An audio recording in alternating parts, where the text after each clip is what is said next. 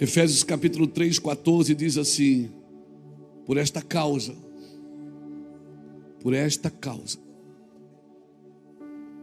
eu me ponho de joelhos diante do Pai, de quem toma o nome toda a família, tanto no céu como sobre a terra,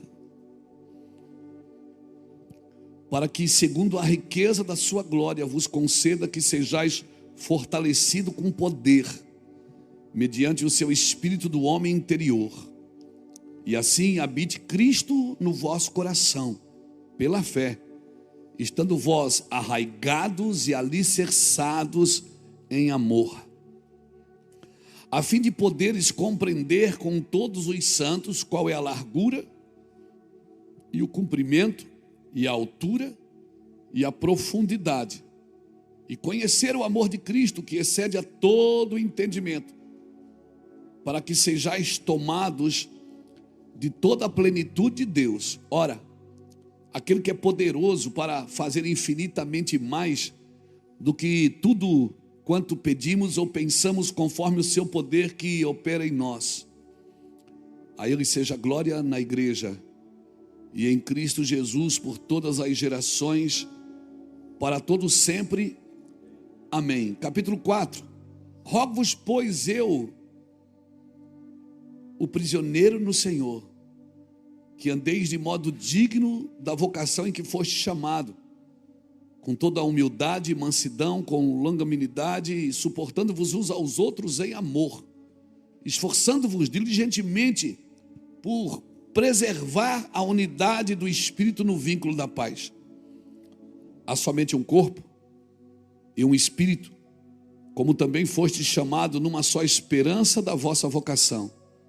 Há um só Senhor, há uma só fé, há um só batismo, há um só Deus e Pai de todos, o qual é sobre todos e age por meio de todos e está em todos. Aleluia. Aleluia. Meu Deus, o livro de Efésios é fantástico, né, irmãos? O livro de Efésios é talvez uma das cartas mais sobrenaturais de Paulo. Eu gosto muito de estudar Efésios. Ali tem para o patrão, tem para o empregado, tem para a esposa, tem para o marido, tem para o filho, tem para o pai, tem para a igreja.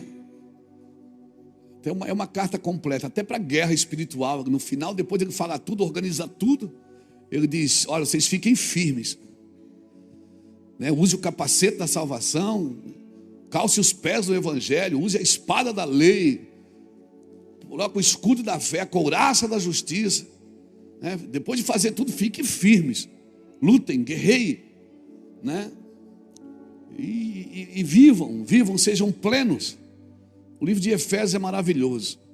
Eu oro muito, porque muitas vezes você vai ver Paulo explicando e depois ele dizendo: por causa dessas coisas eu faço isso. Ele fala uma coisa e depois diz: por causa dessas coisas eu faço isso. Ele está sempre explicando por que ele faz o que faz, porque ele acredita naquilo que ele acredita. Irmãos, é tão interessante que Deus, ele fez o homem à sua imagem e à sua semelhança. E a primeira regra para o homem, a primeira ordem para o homem é: não faça para ti imagem. Deus diz: você é uma imagem, mas não faça para ti imagem, porque você é a minha imagem e a minha semelhança. Irmãos, porque se nós criamos imagens, a imagem vai tirar você da imagem. Nós criamos, e quando eu falo de imagem, eu não estou falando só a imagem de escultura, né, que é alvo de idolatria. Não, eu estou falando de qualquer imagem. E eu acredito que o Senhor está preparando uma igreja que não tem muita imagem. Uma igreja que você já me ouviu falar isso. A igreja vai cansar da internet, irmão. Daqui a pouco a igreja cansa. A internet é boa. A gente está transmitindo os cultos aqui, deve ter gente em casa, gente que oferta pela internet. Hoje grande parte dos recursos dessa casa entra pela internet. né? A gente liga um telefone, uma live, 3.000 pessoas. Nós temos muitos cursos na internet.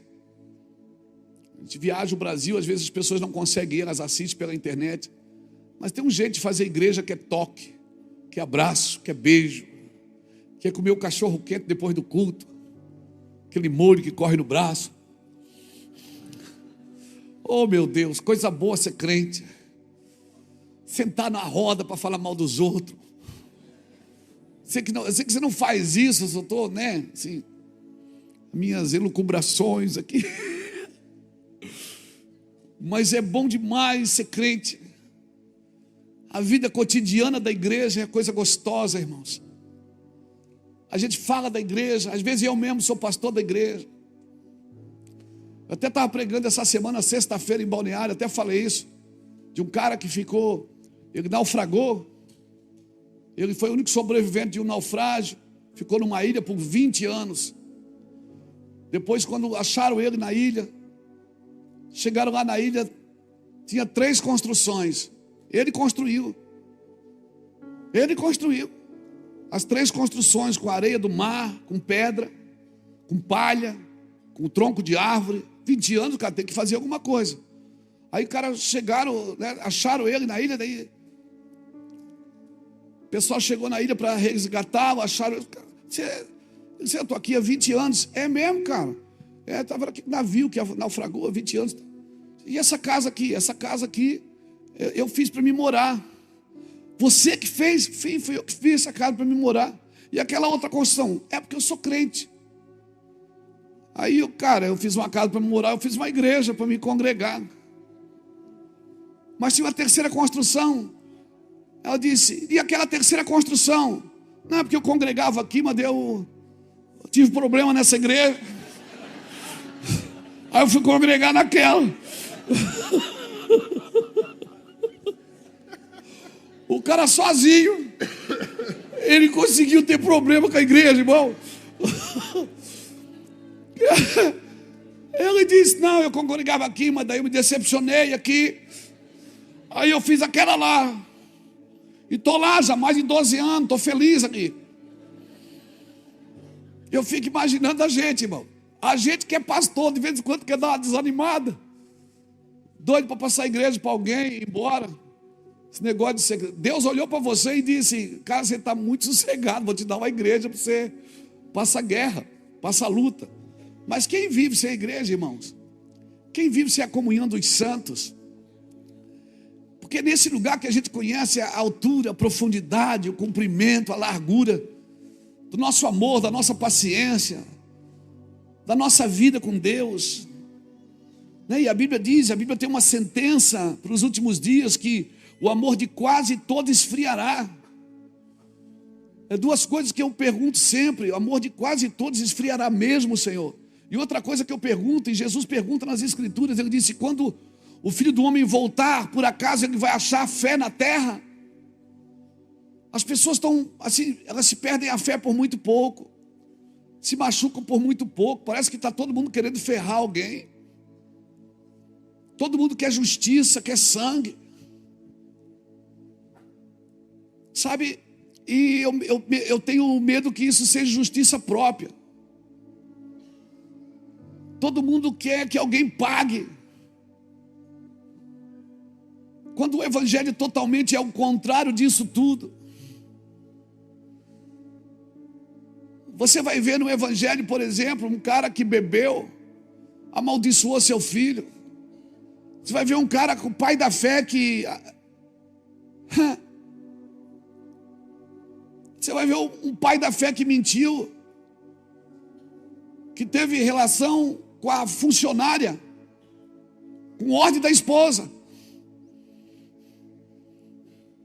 E a Bíblia diz que ele é o pai da fé.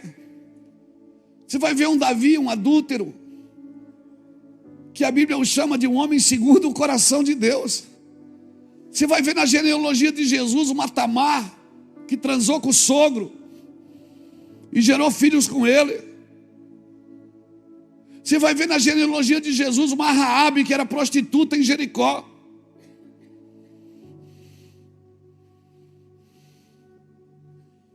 Você vai ver na Bíblia assassino virando profeta.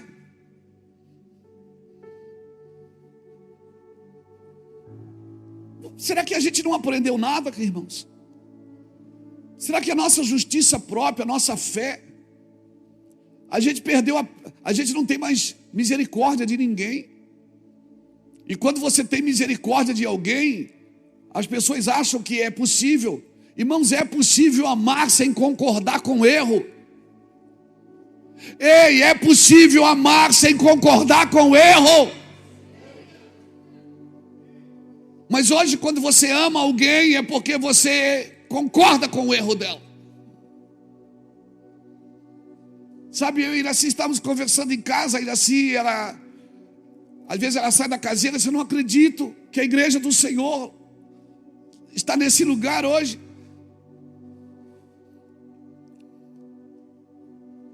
A igreja do Senhor, que era a igreja misericordiosa, a igreja que matou um inocente, que entregou a sua vida para que eu pudesse estar aqui. Quanto mal eu fiz para pessoas, quanto mal eu fiz para a gente. Quantas pessoas entraram nessa igreja aqui, que eu tive relacionamento íntimo com elas. Minha esposa sentada aqui na primeira fila. Quantas pessoas que entraram aqui, que eu sabia quem matou o filho dela, quem chutou, quem assaltou. Eu sou da cidade, irmão. Eu tenho 57 anos. Quantas pessoas que entraram aqui na igreja, eu corria para o colo da Iraci ou para o colo do Jackson. Jackson, ora comigo. Por quê? Porque fulano de tal chegou aqui.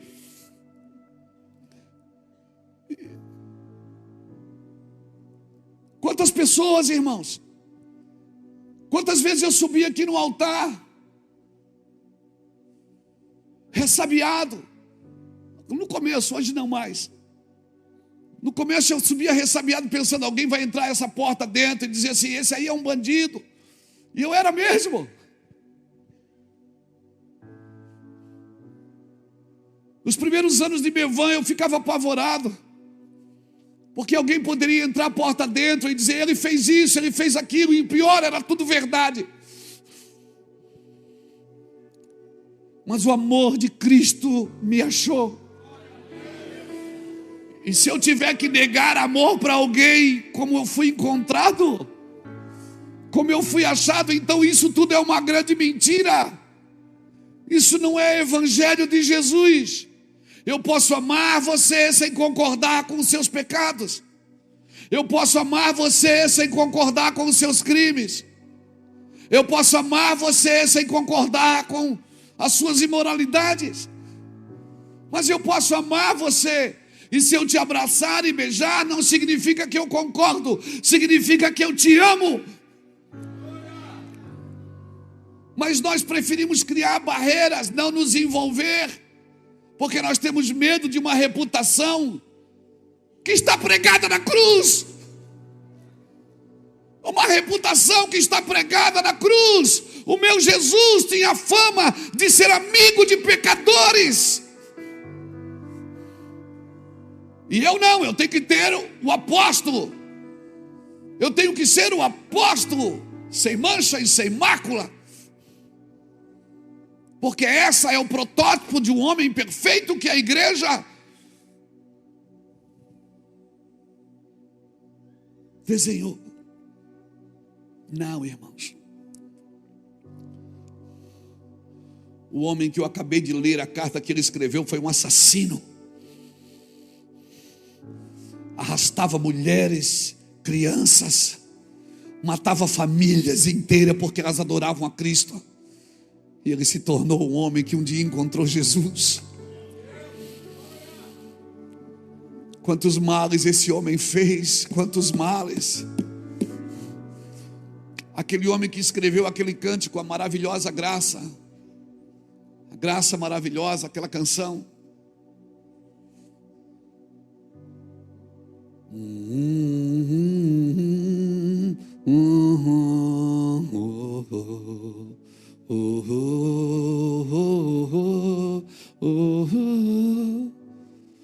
Esse homem era um mercador de escravos. Ele era capitão de um navio que trazia escravos E um dia ele se converteu. E ele fez essa canção. E essa canção ela é só tocada nas teclas pretas do teclado.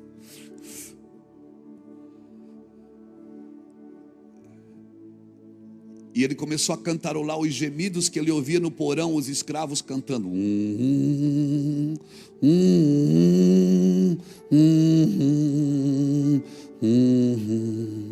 E esse homem um dia estava dando um testemunho em Nova York.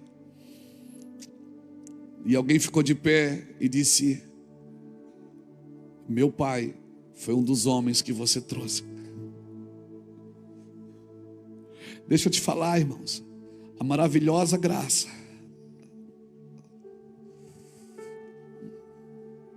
Eu vou te falar. Nós temos tudo tão perfeito e organizados como igreja. Mas como foi dito desde o começo desse culto, se eu não tiver amor, nada disso importa. Então eu quero pedir que você lute por essas duas coisas. Duas coisas que nós temos que lutar para que não aconteça na nossa vida. Às vezes nós estamos gerando proteção em lugares que nós temos que gerar condição. E estamos gerando condição onde nós temos que gerar proteção. Irmão, o evangelho é para dar condição das pessoas se desenvolverem. O evangelho é para dar condição para as pessoas voltarem para Cristo, aceitarem a Cristo. E se você tem uma reputação para defender, você não pode ser um cristão.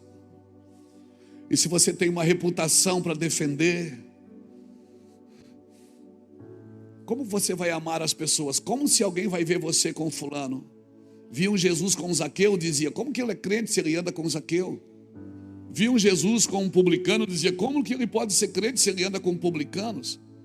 Quando viam Jesus, ei, não pense que eu estou pregando essa mensagem para defender, não, para me defender, não. Eu estou pregando para abrir os olhos dos cristãos que estão perdendo o amor. Que estão perdendo o amor. As pessoas sempre querem que você escolha um lado. Qual é o lado que você vai escolher? O lado do crime, da vítima ou do criminoso? Você não tem lado, o seu lado é o de cima. Você ama todos os dois lados. Você ama quem cometeu o crime e você ama a vítima. Você se coloca no lugar da vítima e sofre porque você também é pai e avô. Mas você também se coloca no lugar de quem praticou o crime, porque você... Isso não foi minhas práticas, mas eu já estive lá, eu sei como as pessoas pensam. Você também se coloca no lado da família de quem cometeu um crime. Deixa eu te falar uma coisa, irmãos. E nós temos que escolher um lado. Você é de direita ou de esquerda? Eu sou do alto, irmão. Eu sou do alto. Eu quero salvar a gente dos dois lugares, dos dois lados. Parece que a gente sempre tem que escolher um lado. Você é bom ou você é mau. Você não é perfeito. Nós somos do lado de cima, irmão. Então vou dar um recado para você: cultive todas as pessoas, porque certamente algumas brotarão. Cultive todas as pessoas que você puderem, porque certamente algumas brotarão. Não desperdice semente, não corra em vão, não compre lugares de evidência ou favores com coisas. Não compre lugares de evidência com necessidade dos outros, com situação dos outros. Não compre lugares de evidências. Não faça prosélito. Irmãos, cultive pessoas. Joga semente, alguma vai brotar. Amém? Não perca a viagem. Deus não perde a viagem. Deus não perde a viagem. Amém, irmãos? Mas quer que eu ganhe se eu amar uma pessoa que não merece o meu amor? Você ganha. Aqui na casa, aqui no restaurante comunitário, aqui. Hoje eu não consigo mais fazer isso, viajo muito, mas eu ia ali toda semana, para não dizer todo dia. Toda semana, principalmente quando era aqui atrás, a gente dava a palavra. Todo o Júnior começava a dar a palavra, eu vinha dar uma palavra. O restaurante ali, um dia eu estava ministrando. Aí tinha o irmão, o Zé. O Zé vinha com papelote de crack e dizia assim: ei pastor, tudo bem? Eu disse: tudo bem. Ô pastor, posso fazer uma pergunta? Eu disse: pode. Por que vocês dão comida para nós? Eu digo: você precisa comer, Zé. Ele disse: você quer levar nós para a tua igreja, fala a verdade. Eu digo: não, Zé, não quero levar você para a igreja. Ele disse: até porque a gente não tem nada para dar para vocês, né? Ainda me zoou ainda tirou uma onda. Eu disse: não, Zé, não tem nada a ver com isso. A gente dá comida para vocês porque vocês precisam comer. Ele disse: tá, mas eu vou sair daqui, ó, tirou a pedra do bolso. Eu vou fumar essa pedra aqui. Eu disse: pior para você. Pelo menos se você fumar pedra, você vai fumar de barriga cheia. Ele disse: então você está perdendo tempo. Eu disse: por quê? Porque vocês estão dando comida para mim, ó. Cara, eu não quero mudar, eu amo essa vida, eu gosto da rua. Eu digo: mas você não precisa comer? Eu disse: então deixa a gente dar comida para você. Ele disse: mas é perca de tempo. Eu disse: Zé, Deus não perde tempo. Porque se você que vem aqui comer não é transformado, nós que estamos dando a comida estamos sendo transformados. Porque nós estamos perseverando até o fim. Nós estamos acreditando, Zé, que um dia ele começou a chorar, irmãos. Ele começou a chorar. Não passou alguns dias, ele procurou o meu irmão Júnior. Foi para a casa de recuperação, trabalhou aqui com a gente. Aqui ficou 2 ou 3 anos trabalhando aqui na igreja. Então lance a semente na terra. Alguém vai brotar, meu irmão. Alguém vai brotar. Por essas coisas é que eu me ponho de joelhos. Você acha que eu fico de joelho para a igreja crescer? Você acha que eu fico de joelho para Deus me dar alguma coisa? Não. Para que a semente brote, para que a semente do evangelho brote. Porque eu fui chamado, você foi chamado para encorajar, respaldar e inspirar pessoas a amar a Cristo. Nós fomos chamados para isso, irmãos. Assim fazem as pessoas que governam com o coração de Deus. Irmão, Deus vai fazer tudo por você. Você crê que Deus faz tudo por você? Ele faz, mas Ele não vai fazer o que é para você fazer. O que é para você fazer, Deus não fará, meu irmão. Deus não fará. Mas por que o mundo não leva a gente a sério como igreja, pastor? Porque nós, como igreja, precisamos levar Deus a sério. Para o mundo levar a gente a sério, nós precisamos levar Deus a sério. Faz um voto? Faz. Falou que vai cumprir? Cumpre. Falou que vai orar? Ora. Falou que vai renunciar? Renuncia. A igreja, ela não necessita aprender com as demandas do mundo. A igreja aprende com Cristo. E a maneira de Deus alcançar, a maneira de Deus para alcançarmos justiça e santidade é renúncia, irmão. A maneira que a gente tem para alcançar justiça e santidade é renúncia. É primeiro pela entrega, depois pelo esforço. Não adianta ter esforço se não tem entrega. Eu sempre digo uma frase aqui, que Deus só dá reforço aonde tem esforço. Se não tiver esforço, Deus não dá reforço, irmão. Sabe que tem pessoas que Deus coloca do seu lado para treinar você? Para treinar você em amor, para treinar você em perseverança, para treinar você em longanimidade. Amém? Para a gente aprender a andar em lugares espirituais. O culto estava rolando aqui, os irmãos profetizando, porque eles não cantaram hoje eles profetizaram. Estavam profetizando o que está acontecendo. Estava conversando com o Fábio ali, e vai gerando um ambiente espiritual, irmãos. E nós temos que cuidar, porque num ambiente espiritual, eu e você não podemos liberar e nem cantar e nem liberar palavras que nós não estamos comprometidos com ela. Porque num ambiente espiritual a gente vai liberando palavra. À medida que o Espírito vai enchendo a gente vai ficando facinho, a gente começa a liberar palavras. Só que nós não podemos cantar e liberar palavras que nós não estamos comprometidos com ela. Porque eu e você já conhecemos o amor que nos salvou, amém? Sabe por que você está aqui? Porque você foi salvo. E você foi salvo por um amor que você já conhece ele. Só que tem um amor mais profundo que eu e você precisamos conhecer para Deus salvar os outros através da gente, irmãos. O amor que te salvou, esse você já conhece. Mas tem um amor que precisa passar por você, criar raízes em você para que você salve os outros. E esse amor é muito profundo. São dimensões. Ele é dimensional, irmãos. Por isso, esse amor. Então as pessoas querem saber o que você acha. O que você acha disso? O que você acha daquilo, irmãos? Eu não devo emitir opiniões naquilo que Jesus disse como verdade. O que Jesus disse como verdade, a minha opinião não serve para mais nada. Não importa o que você faz, porque se o que você faz está fora de Cristo, isso está morto. E morto não se enfeita. Quem enfeita o morto é a funerária. Morto ele ressuscita ou não. Amém? Amém? Você está me entendendo? Não se ofenda comigo, porque às vezes a ofensa ela faz a gente ouvir coisas que a gente não disse, que não foi dita. Mas a ofensa faz as pessoas ouvir coisas que não foram ditas, que não foram feitas. E por que nós nos ofendemos fácil? Porque não estamos sólidos em Cristo, irmãos.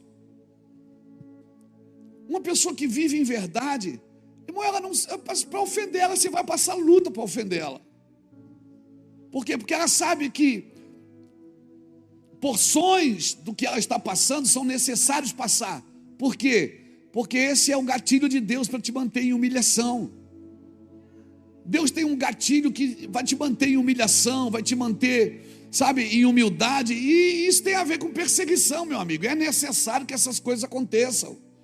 E agora, toda vez que você for se justificar, é porque você não está aceitando o tratamento. Deixa Deus te humilhar, irmão. Ninguém disse amém, mas amém. Eu sei que é difícil o que eu estou te falando, porque esse é um evangelho, é um contraponto do evangelho. Eu sei que é difícil, porque está todo mundo dizendo, todo mundo é muita gente, uma grande maioria está dizendo, Deus vai te dar vitória, Deus vai te abençoar, e Deus está dizendo, eu quero te humilhar.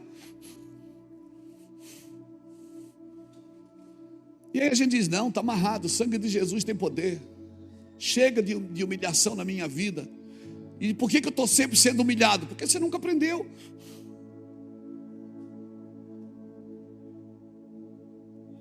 Eu tenho sempre uma resposta para dar, um argumento para me defender. E quem é bom de argumento é ruim de arrependimento. Sabe, ninguém pode matar quem já morreu, irmão. Pilatos para na frente de Jesus e diz assim, ó, eu tenho poder para te matar ou para te deixar viver. Jesus diz assim, ó, nenhum poder tu teria se o meu pai não tivesse te dado. Então, se estão te atacando, se estão te agredindo, se estão te caluniando, se estão te perseguindo, já passou na sua cabeça que pode ser a mão de Deus para te manter em humilhação? Mas para que Deus quer me manter em humilhação? Por causa daquilo que está vindo. Se você não tiver jogado no chão humilhado, quando vier você vai ficar muito grandão. Então às vezes Deus tem que te manter lá embaixo, no chão, para quando chegar aquilo na sua mão, você celebrar. Celebra, porque você tem que celebrar o que Deus te dá mesmo. Celebra mesmo e, amém, celebra mesmo. Come a comida doce e bebe a bebida doce, porque essa é a tua porção aqui na terra. Celebra mesmo, aleluia. Tira selfie. Ai, que lindo. Comprou uma roupa nova, tira selfie. Comprou um sofá novo, ai, que lindo Deus me deu. Celebra, mas depois de celebrar, você volta para a fonte, porque nada disso interessa se você perder o lugar. Então tem coisas que Deus tem que fazer agora. Por que ele diz, santificai-vos hoje, porque amanhã eu farei maravilha no vosso meio? Por que ele quer que você se santifique hoje? Ah, porque se eu não me santificar, Deus não faz? Claro que Ele faz, irmão. Ou você acha que Deus precisa da tua santidade para Ele fazer alguma coisa? Ele está dizendo o seguinte, vou ler a versão Luiz Hermínio, capítulo 1. Ele está dizendo o seguinte: Luiz, eu vou fazer algo na sua vida. Se você não se santificar hoje, quando esse algo chegar, você não vai perceber, e não vai desfrutar, e não vai estar à altura daquilo que eu vou fazer na sua vida. Então eu preciso te humilhar agora, eu preciso pisar em você agora, eu preciso preparar assim umas pessoas para te bater, para você ficar no chão. Pode ser assim, Luiz? É nós. Você está me entendendo? Mas daí não. Aí quando começa assim, você vai para a igreja fazer campanha. Para de sofrer, porque você quer se livrar do tratamento. Uma vida sem aflição não tem nenhuma semelhança com Cristo. Uma vida sem aflição não tem nenhuma semelhança com Cristo. Eu não sou franciscano não, eu gosto da alegria, eu gosto da celebração. Ei, como é bom ser feliz, como é bom ser alegre. Aleluia. Liga o som, bota uma música, vai dançar, faz uma comida boa. Eita, poder de Deus. Aleluia.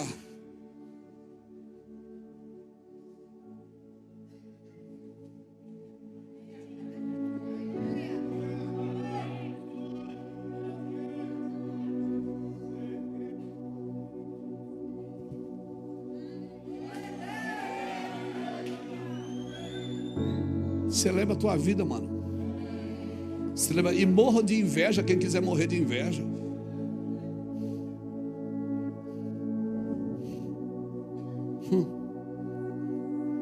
Não, mas é que eu tô.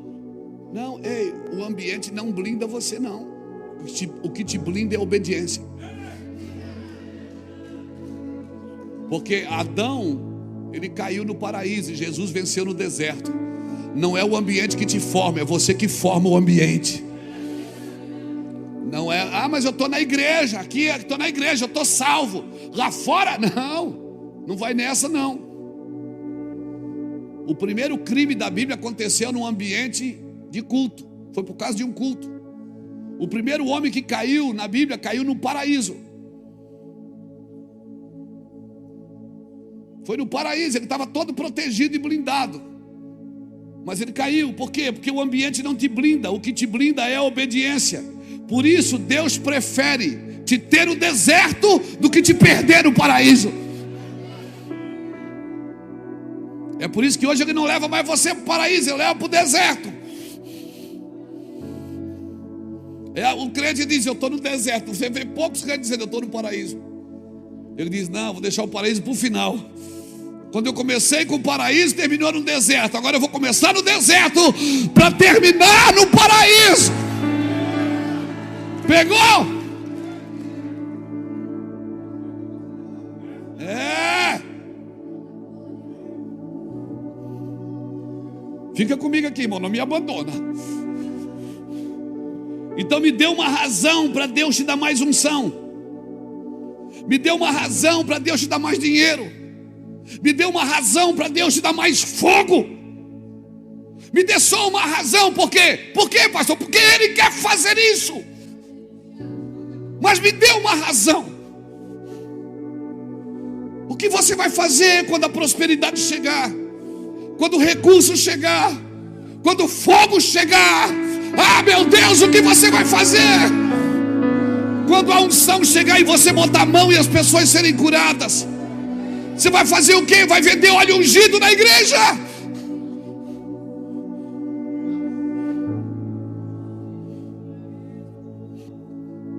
E quando você ficar famoso, você vai cobrar para ir nas igrejas? Então me dê uma razão para Deus te dar dinheiro. Para quê? Para quando você tiver pisar nos outros que não tem. Se você tiver uma razão clara, contundente, formada em Deus, certamente Deus quer fazer isso com a gente. Deus quer fazer isso, mas a pergunta é: me dê uma razão, Luiz, para que eu te dê mais. Me dê uma razão para que eu aumente o tamanho da igreja, Luiz. Me dê uma razão para que eu te deixe mais famoso. O que você vai fazer, cara? Se eu pudesse dar um nome hoje, um pseudônimo, sabe como eu te chamaria? Prisioneiro de Cristo. É isso que Paulo se sentia, eu, o prisioneiro de Cristo. Sou prisioneiro de Cristo. E por isso ando na vocação em que fui chamado. E ponto final. E não vai apagar o pavio que fumega. Não vai apagar nunca. Não vai apagar. Pode falar o que quiserem. Pode bater o que quiserem. Pode falar o que quiserem, seus miseráveis, mal amados. Sentam aqui que eu ensino vocês a amar.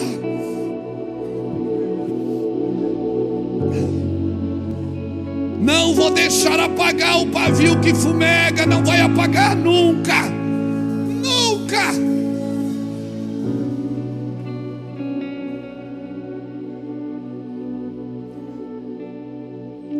Não é Deus que vai escolher o nível de unção que você vai andar. Mas dê uma razão para Deus te dar mais. Deus vai escolher.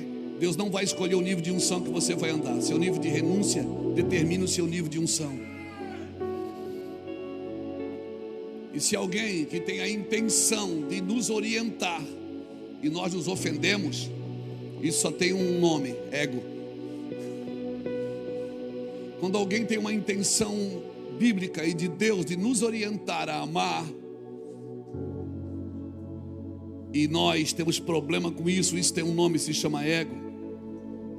Porque tem palavras, irmãos, que não são para gerar euforia, é para gerar um senso de missão. Eu tenho um senso de missão, você tem um senso de missão.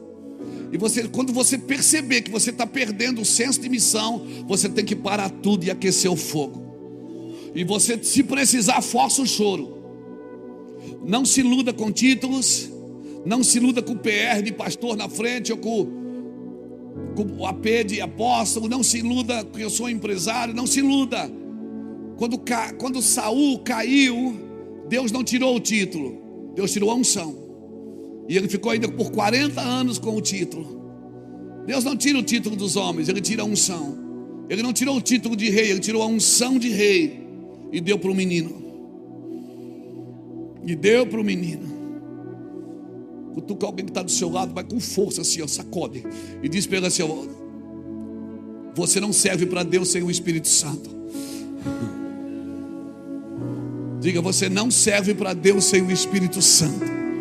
Deus vai continuar te amando, mas sem o Espírito Santo você não serve para Deus. Somos prisioneiros do Senhor. Somos prisioneiros de Cristo. Posso ouvir um glória a Deus? Prisioneiros de Cristo.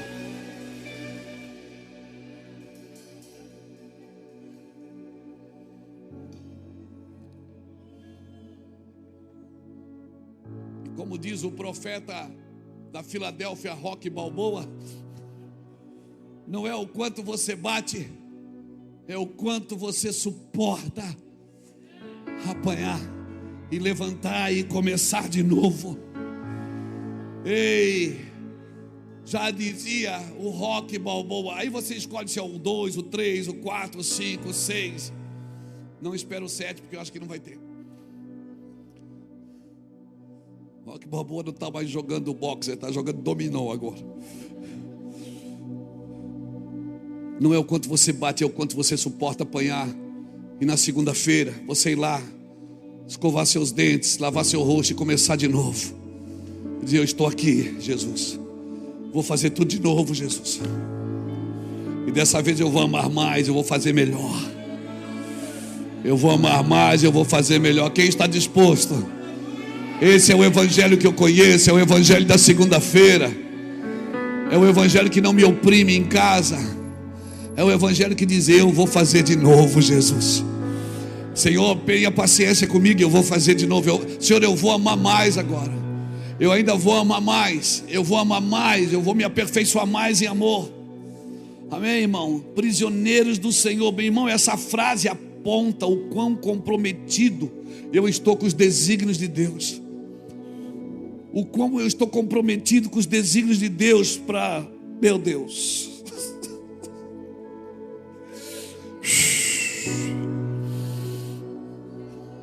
Agora ninguém se reconhece prisioneiro de Cristo sem uma consciência absoluta de comprometimento com a sua vontade.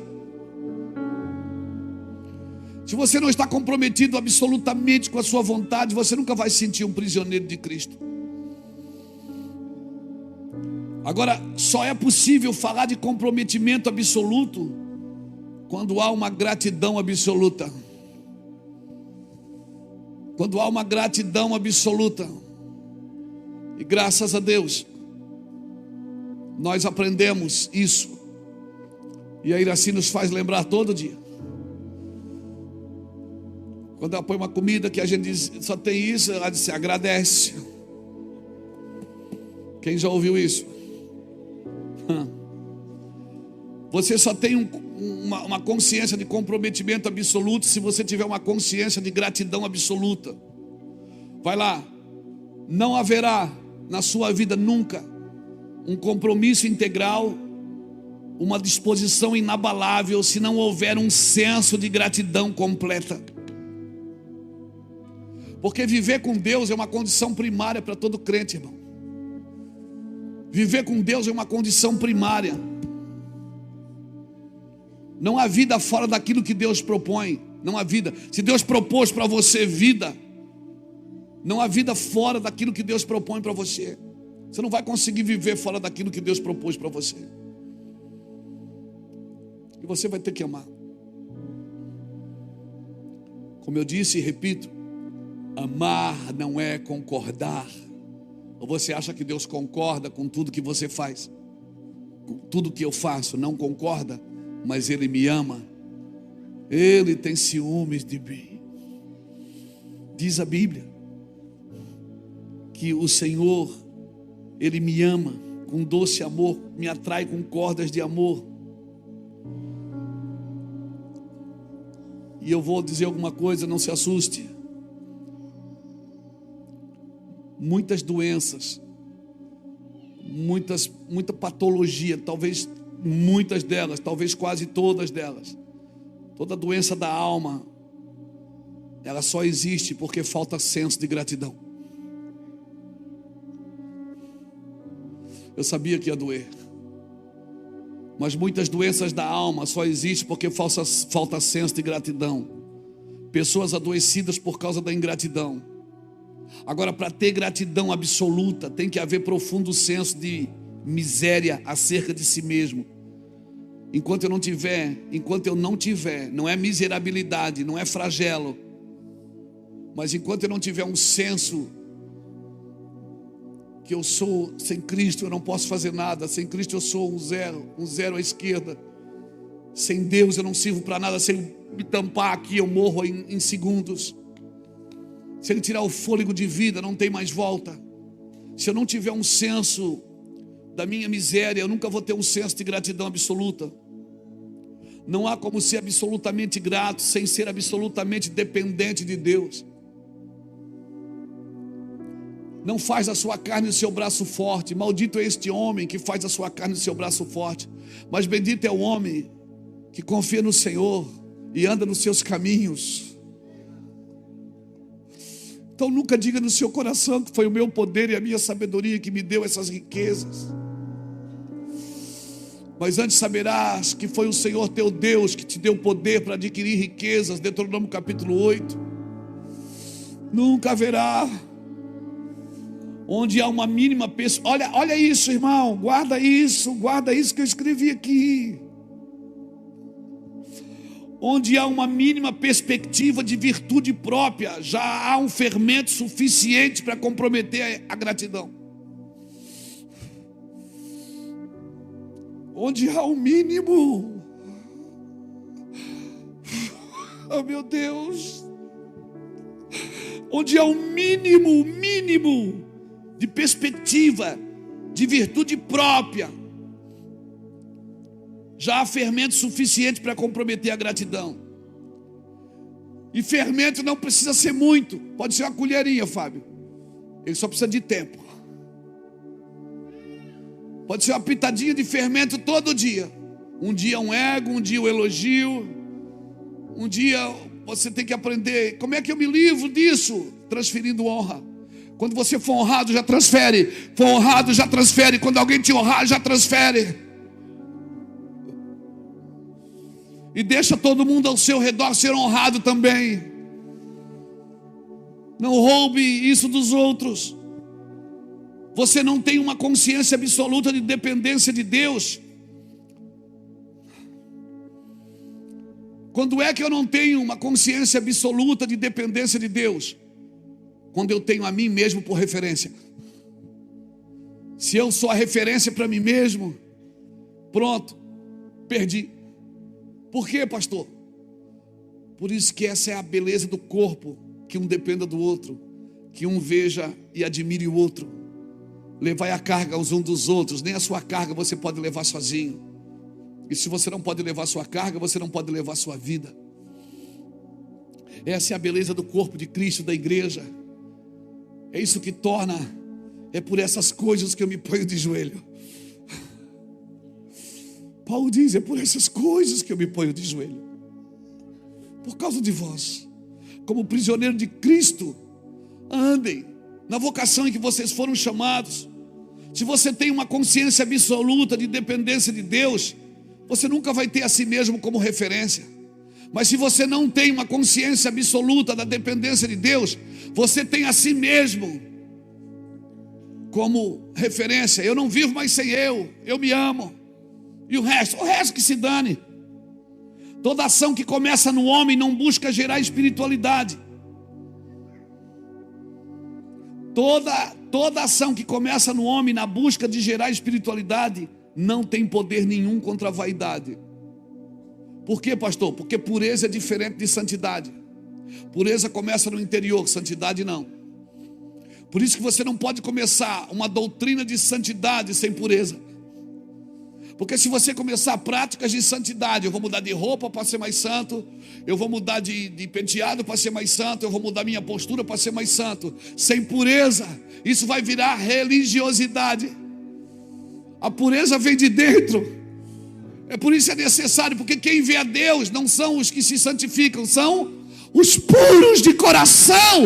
Eles verão a Deus. Por isso que toda prática de santificação que não começa na pureza interior, ela vai terminar em religiosidade.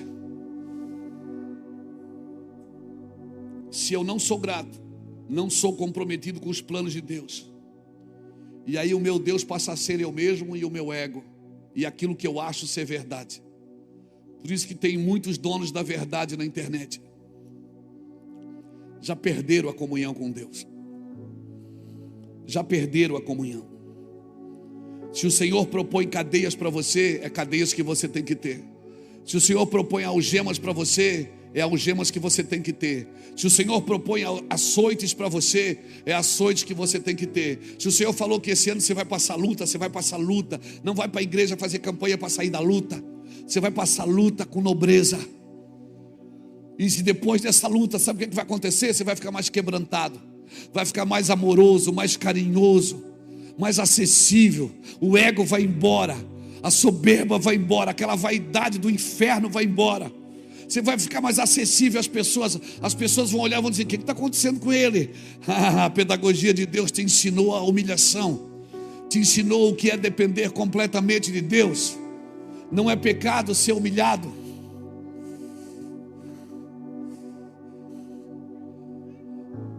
Não é pecado ser humilhado.